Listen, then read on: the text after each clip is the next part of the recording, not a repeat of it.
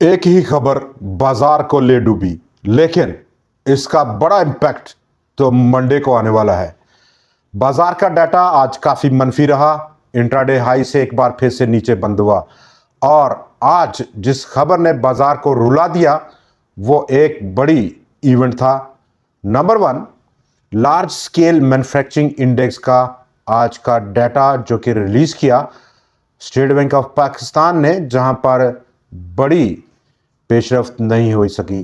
Contraction पर contraction देखी गई, उस पर हम डिटेल में बात करते हैं और ये बड़ा इम्पैक्ट था बाजार को आज 938 पॉइंट्स का झटका लगाने के लिए। दूसरी कनेक्टेड न्यूज़ में भी हमने बहुत सारा जो फ्लो देखा आज वो मनफी, उसका इम्पैक्ट देखा गया। Number two, international monetary fund ने कंफर्म किया रिव्यू के लिए और उसने डेट को काफ़ी अब एक्सटेंड किया। जो तवक्कुआ थी पाकिस्तान की गवर्नमेंट की और हमारे फाइनेंस मिनिस्टर साहब की, उससे भी आगे गया 15 मार्च के, उसके बाद के कहीं वो राज़ी हो रहा है रिव्यू के लिए।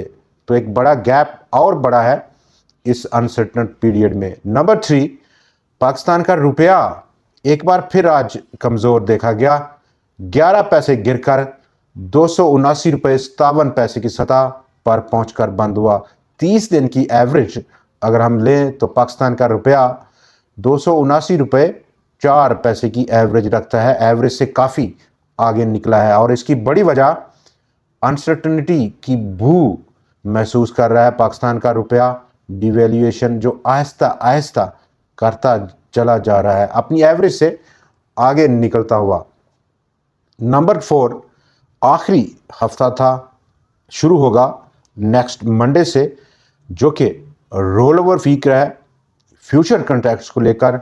नंबर टू, आखिरी वीक है रमज़ान अल मुबारक से पहले। रमज़ान में आपको याद है ट्रेडिंग आवर्स बहुत लिमिटेड रहते हैं, एक्टिविटी काफ़ी सुकड़ जाती है, वॉल्यूम्स कम रहते हैं। तो ये वो बड़े फैक्टर्स से जिन्होंने आज अपना रोल प्ले किया बाजार में और बाजार मनफी बंद हुआ। लेकिन एक पॉजिटिव जो आज की सबसे बड़ी डेवलपमेंट थी वो बाजार वीक ऑन वीक बेसिस पर, यानी कि हफ्तावार बुनियादों पर पॉजिटिव क्लोजिंग करने में कामयाब रहा। 716 पॉइंट्स का इजाफा किया उसने इस आउटगोइंग वीक में, जिसके कि 3 दिन हमने बाजार में ऑलमोस्ट इजाफा देखा था और उसके बाद लगातार 2 दिन में हम इजाफा देखा और आज फिर कमी देखी गई 938 पॉइंट्स की।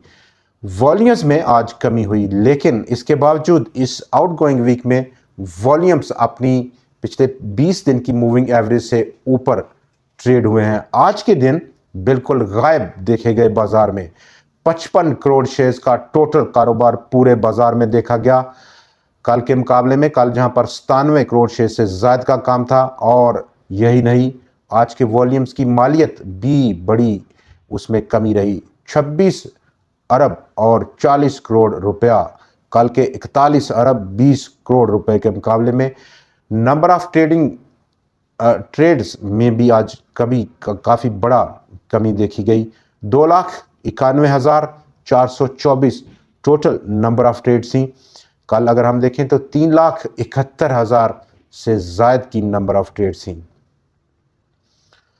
डाउन साइड बाजार का रुझान क्या रहेगा और अपसाइड बाजार का रुझान क्या रहेगा, और इस तरह का मार्केट का जो बिहेवियर है, 3 दिन पॉजिटिव, 3 दिन नेगेटिव, 3 दिन पॉजिटिव, 2 दिन नेगेटिव, तो ये जो मिक्स ट्रेडिंग एक्टिविटी है, इसका कितना लंबा रुझान रह सकता है उस पर हम दोबारा से बात करेंगे। पहले अब हम आज की हमारी जो डेवलपिंग स्टोरी है, लार्ज स्केल मैन्युफैक्चरिंग इंडेक्स 3.73% की कमी लेकर आया। दिसंबर का जो latest data state bank of Pakistan ने रिलीज़ किया, मजमूई तौर पर पहले हाफ में जुलाई टू दिसंबर कंट्रैक्शन देखी गई लार्ज स्केल मैन्युफैक्चरिंग इंडेक्स में 1.87% की।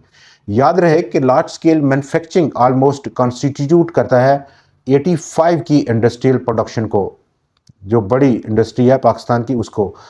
कंस्ट्रक्शन सेक्टर और कंस्ट्रक्शन सेक्टर में कंट्रैक्शन सबसे बढ़कर देखी गई, 28.7% की इन 6 महीनों के दरमियान में। आयरन और स्टील में 12.04% की कमी, जबकि फिजिकल ईयर 24 में एग्रीगेट टर्म पर हमने देखा कि कंट्रैक्शन थी लार्ज स्केल मैन्युफैक्चरिंग इंडेक्स में 0.03% की। ये इसका इम्पैक्ट इसलिए बड़ा नेगेटिव था बाजार में आज, चूंकि हम देख रहे हैं कि इसी पीरियड में जुलाई टू दिसंबर का पीरियड शरह सूद में बहुत बड़ी गिरावट देखी गई, 22% से 12% पर आया। नंबर 2, इन्फ्लेशन रेट बहुत कम हुआ और 2.4% पिछले महीने का कंज्यूमर प्राइस इंडेक्स का डाटा ठहरा है। लेकिन इसके बावजूद इंडस्ट्री जो कि 85% जिस मुश्तमिल है जो इंडिकेटर, वो माइनस में देखा गया है 1.87%। यही नहीं, बिल्कुल लेटेस्ट जो महीना है उसका भी डाटा 3.73% डाउन है, तो बड़ा नेगेटिव इफेक्ट छोड़ा। दूसरी हमारी आज की टॉप डेवलपिंग स्टोरी में अगर हम बात करें तो लकी सीमेंट की मैनेजमेंट ने एक सब डिवीज़न रिकमेंड की है अपनी इस बोर्ड मीटिंग में, जिसको मंजूरी दी जाएगी एनुअल जनरल बोर्ड मीटिंग में।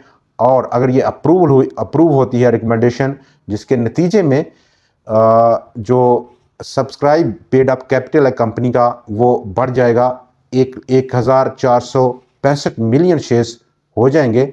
एग्जिस्टिंग जो अभी शेयर कैपिटल है कंपनी का वो 293 मिलियन शेयर्स हैं, वो बहुत बड़ा जंप आएगा। फेस वैल्यू कंपनी की डिस्टर्ब होगी और वो 10 रुपये से कम होकर 2 रुपये पर आ जाएगी।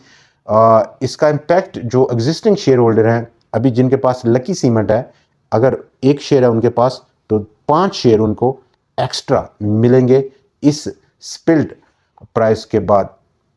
तो स्पिल्ड प्राइस क्या रह सकती है? आज जहाँ पर लकी सबसे टॉप कंट्रीब्यूटर था, एक बार फिर से 76 पॉइंट उसने ऐड किए बाजार में।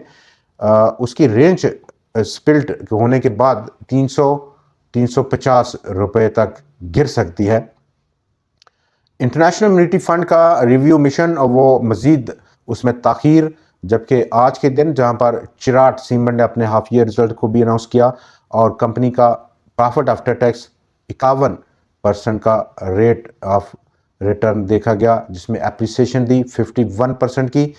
तो बाज़ार जहां पर हम दोबारा बाज़ार पर अगर हम अपसाइड पोटेंशियल देखें और डाउनसाइड पहले बात कर लेते हैं। 1,12,700 पॉइंट्स की इब्तदाई यहाँ पर सपोर्ट लेवल है आज के दिन, जहाँ पर बाज़ार 1,12,800 पॉइंट की सतह पर बंद हुआ। सिर्फ 100 पॉइंट्स का मार्जिन बचा है, बहुत नैरो मार्जिन है। उससे अगला सपोर्ट अगर हम लें तो 1,10,745 पॉइंट्स की सतह पर है। ओवरऑल ये इस तरह का बिहेवियर बाज़ार का एक लैकलूस्टर किस्म का behaviour plus minus range bound activity, ये बेसिकली इंटरनेशनल मॉनेटरी फंड के रिव्यू से पहले अनसर्टन पीरियड जो है उसको यहाँ पर इंडिकेट हो रही है। बाज़ार उस पर नज़र रखे हुए है और बाज़ार के तमाम बड़े प्लेयर्स भी साइडलाइन है, लिक्विडिटी बड़ी बाज़ार में नहीं ला रहे कि अनटिल ये रिव्यू सक्सेसफुल हो जाए उसके बाद देखते हैं कि बाज़ार में क्या चीज़ खरीदनी है।